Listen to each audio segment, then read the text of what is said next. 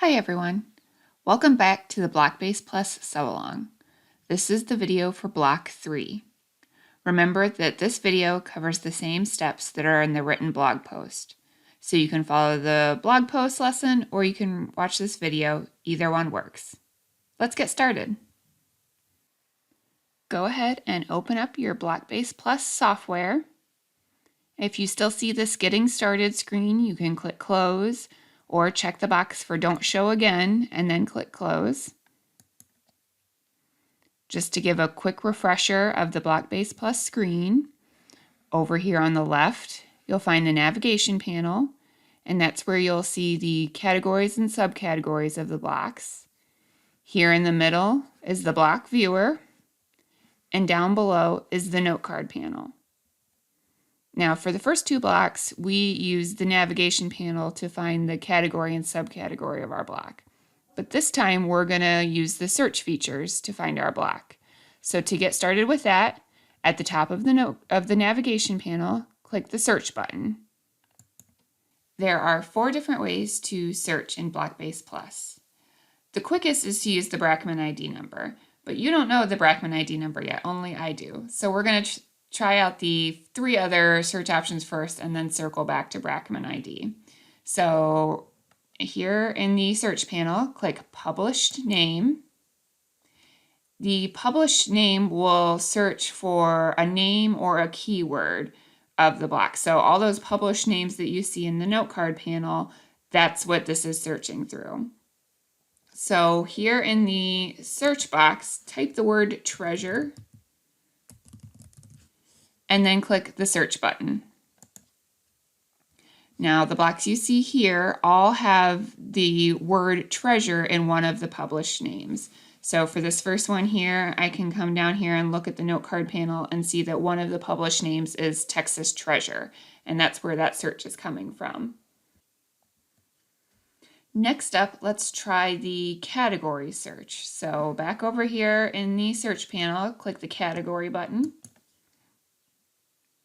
Now each block in BlockBase has been marked for different preset categories, and you can see these categories here on the left. So if I click the arrow next to skill level, you can see that there's checkboxes for beginner, intermediate, and advanced.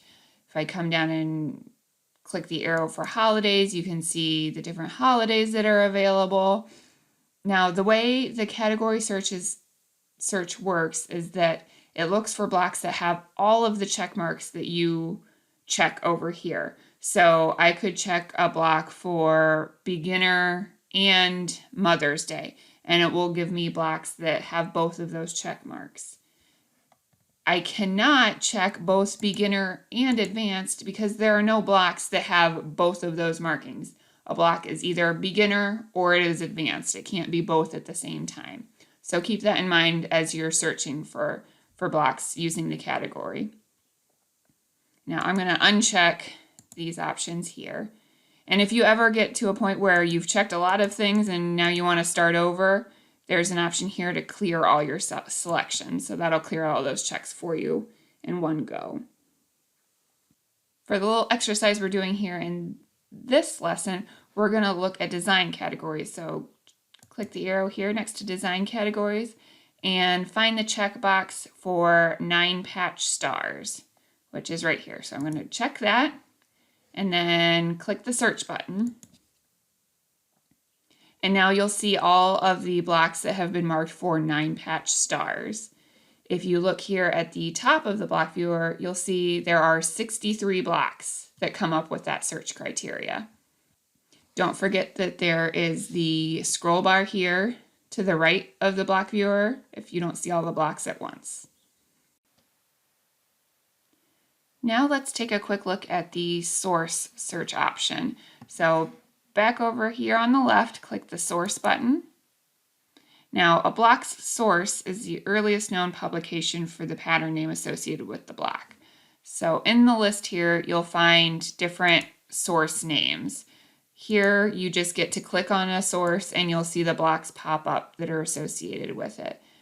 Some of these publications have more blocks than others. So play around with that for a minute. check out a few different sources. And when you're ready, come back up to the top of the search panel and click Brackman ID. So what's a Brackman ID? All the blocks in BlockBase come from Barbara Brackman's Encyclopedia of Pieced Quilt Patterns book. As she was cataloging the blocks for the book, she found that the same block can be known by many different names. Barbara chose to assign ID numbers to each block, rather than simply picking one of the names that a block was published under. If you have the encyclopedia and are looking for a block that you found in the book, the quickest way to find that block in BlockBase Plus is to search by the Brackman ID number. The Brackman ID number for the block that we're making today is 1638. So down here in the search box, type 1638 and then click the search button. And here is our next block. Now we could print directly from the search results right here, but I want to show you how to find where this block appears in the categories and subcategories of the library.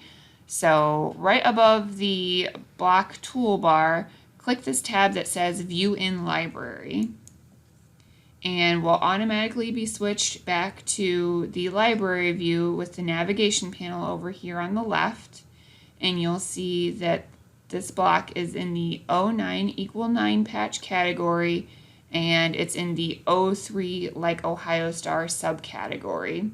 And the block is selected for us over here in the viewer. So now that we've found our block, let's get to printing it. This time we're going to look at the foundation pattern for this block. And if you've paid attention to the blocks that I sew, you know that I am a big fan of foundation piecing. So this is kind of my favorite one to show you guys. So down here in the block toolbar, click the print button and then choose foundation pattern. In the print foundation window, you'll see there are more options available than what we had with the first two printouts that we've used so far. Along the left here, you'll see there are different tabs available. Now, I'm on a Windows computer, so the tabs are along the left side of the window. If you are using a Mac, the tabs will be across the top of this window. Same options available, just in slightly different locations. So here on the Print Options tab, these settings should look familiar to you now. We have the finished block size here, which I'm using the default sizes for my block, so I'm making a 9x9 block. If you want to change the size, click custom block size and type in a new size. I'm going to switch it back to default for me. 1/4 inch seam allowance again, and you can choose whether the seam allowance line is a dashed line, a solid line, or you could turn it off altogether. Now with foundation patterns, mirroring is turned on by default. Now that's because we sew our foundations to the opposite side of the printed pattern. So your block print is on one side of the paper and your fabric and your finished block is on the other side. So you want mirroring on in foundations so that your block is oriented the way that you expect it to be when it's finished. Now for this symmetrical block, it's not so crucial, but it's good to keep in mind for blocks that you make in the future. Now under printing options, we have options to print the numbering, separate the units, print the Brackman ID number. We're going to leave all of these default options for now. Now let's take a look at the Sections tab. Here on the Sections tab, each section of the block is defined by a different color. You can see that this block can be pieced in 5 sections. Now, if you would like to change the sectioning, you can click the Clear Sections button, and all of the patches will turn white. Now you can click on the patches that you would like in a section, and they'll turn gray. When all of the patches are gray that you would like in a section, you can click the Group button. And you can continue doing that until the whole block is sectioned again. Now I can click the Group button, or I can use the keyboard shortcuts. I can use Control G or Command G to group using my keyboard. So let me quickly finish up a different sectioning for this block.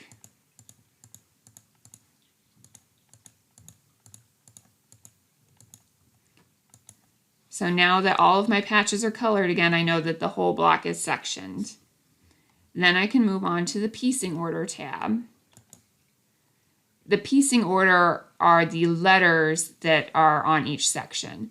So if you'd like to change the piecing order, you can click the change order button and then click on the sections in the order you would like the letters to appear. Next, we have the Numbers tab. And here you can see that all of the sections have been numbered for you. If you would like to change the numbers, you can click the Change Numbers tab and watch what happens. Right now, all of these numbers are black. If I click the Change Numbers button, they all turn gray.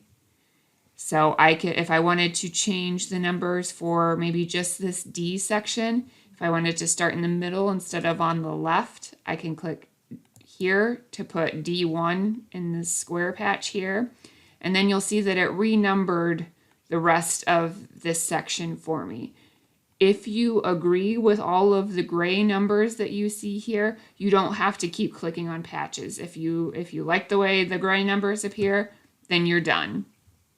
So let's click the preview button and take a look at this block.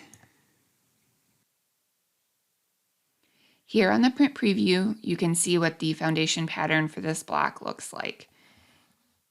I'll zoom in here a little bit so you can see, here's that center section where we renumbered it. So you see the D1 in the middle and the other numbers off to the sides. Just like the templates, we can move these sections around and rotate them to get them to fit better on the page. But if you'll remember, when I resectioned this, it made 7 sections for this block. We were just doing that as a practice. The original sectioning only has 5 sections for this block, and I'd rather piece it with fewer sections. So these next few steps we'll do to get back to the original sectioning for this block. So click the close button, and then also close the print foundation window. The block is still selected here in the block viewer, so we can just click the print button and choose foundation pattern again. Now all of the settings are back to the defaults here. So if you are making your block a different size than the default 9 inches, make sure you choose custom block size and reset the size. And if you had any changes to the seam allowance or the printing options here, reset those to what you would like the printout to reflect. Click the preview button. Here on the print preview screen, you can see that we're back to the original 5 sections for this block. The first thing I want to make sure you do is check the little box for the 1-inch scale square. So that adds this little box here that you can measure after you print to double check that your printer is outputting these patterns at the correct size. Now we can start moving these sections around to save some paper. When you click on a section, you can drag it into the gray space of the print preview and it will create new pages for you. Sometimes that's nice if you want to get a couple sections out of your way for a moment to better place your other sections on the pages. Now I could leave these down here and this gray page won't print, but I like to keep my patterns nice and tidy, so I like to move those up there so that all of my pages are in a nice sequential order. Don't forget that you also have the option to rotate sections on the pattern pages. So let me zoom in a little bit and give you a peek at that. If I click on a section, I can grab that green handle and drag it around to rotate it. Now for my pages and the size of my pattern, this isn't really important, but if you have larger sections, you're making a larger block, keep in mind that you have the option to rotate your sections around for a better fit. So let me get back so I can see all my pages again. When you're happy with the way you have your sections on your pages, you can go ahead and click the print button if you're ready to print. Otherwise, you can click close and then close again in the print window. And the last thing that we have to do here before I send you off to sew your blocks is to add this third block to our favorites. So double check that it's still selected here in the viewer, and then in the block toolbar, click add to favorites. And if you want to see all of our favorites that we've added so far, at the top of the navigation panel, click the favorites button. Here in the favorites view, you can see the first 3 blocks for our sew along. So if you need to come back later and print another pattern, you can quickly find your blocks here. If you're ready to close BlockBase and start sewing, you can click File, Quit BlockBase Plus. Remember that you can make your blocks for the sew along any size you like. Just make sure to change the settings in the print window appropriately. The next link up post for sewn blocks will be on Friday, May 7th. I look forward to seeing all your blocks. Have fun!